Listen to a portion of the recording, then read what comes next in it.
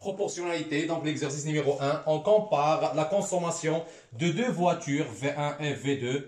Donc nous avons la voiture V1, elle consomme 7 litres pour 100 km et la voiture V2, donc elle consomme 10,5 litres pour 150 km. Donc ce qu'on remarque là, donc c'est que la distance est différente entre les deux voitures. Très bien, donc quelle voiture consomme le plus? Donc on ne peut pas comparer la consommation en litres tant que la distance est différente. Donc qu'est-ce qu'on va faire maintenant? Donc on va déterminer la consommation pour 1 km de chacun des deux voitures. Très bien, donc pour faire ça, donc qu'est-ce qu'on va faire? Donc on va prendre un tableau de proportionnalité. Très bien, donc sur la première ligne, donc on va mettre la distance parcourue.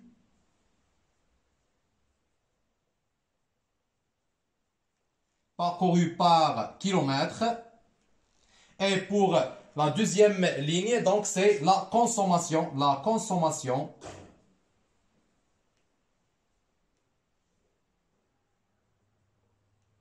en litres. Très bien. Donc, les données que nous avons là, donc pour la voiture 1, la consommation donc, de 7 litres se fait pour une distance de 100 km. Donc, pour 100 km, donc la voiture 1 consomme 7 litres. Donc, il consomme 7 litres. Donc, qu'est-ce qu'on va chercher maintenant? Donc, on va chercher donc, le coefficient de proportionnalité de notre tableau. Très bien. Donc, pour déterminer ça, donc, le coefficient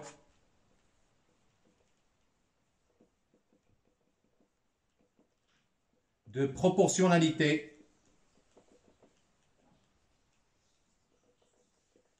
de ce tableau. Donc, c'est 7 divisé par 100. Donc, c'est 7 divisé par 100. C'est la consommation divisée par la distance. Donc, égal à, qui est égal à, donc 0,07. Très bien, donc égal à 0,07. Donc, pour le passage de 100 km ou des éléments de la ligne 1, donc vers les éléments de la ligne 2, on multiplie 100 par 0,07. Donc multiplié par 0,07. Donc ça, c'est le coefficient de proportionnalité de notre tableau.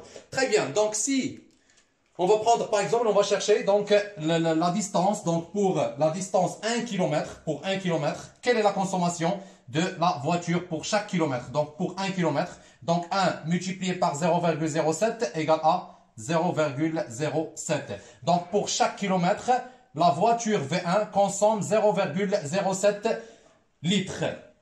Très bien. Donc, on va faire la même chose pour la deuxième voiture. Voilà donc le deuxième tableau. Donc, c'est le tableau de proportionnalité donc de la consommation pour 1 km de deuxième voiture. Donc, de la deuxième voiture. Donc, on va projeter les données que nous avons là sur notre tableau. Très bien. Donc, pour la distance en kilomètres donc, que nous avons là sur les données. Donc, pour 150 km, la voiture V2 consomme 10,5 litres.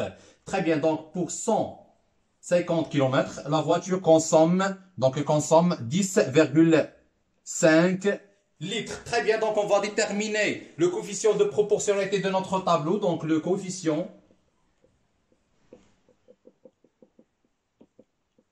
de proportionnalité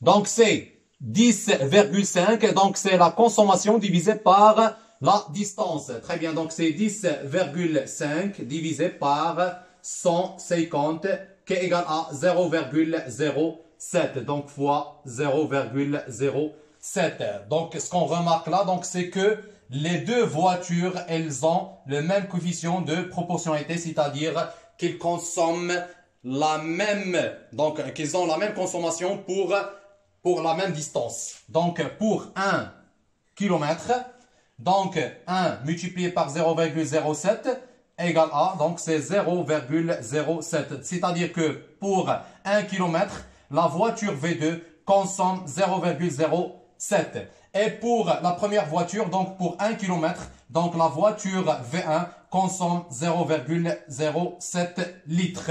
Très bien, donc, qu'est-ce qu'on déduit? On déduit que, alors, les deux voitures V1 et V2 ont la même consommation.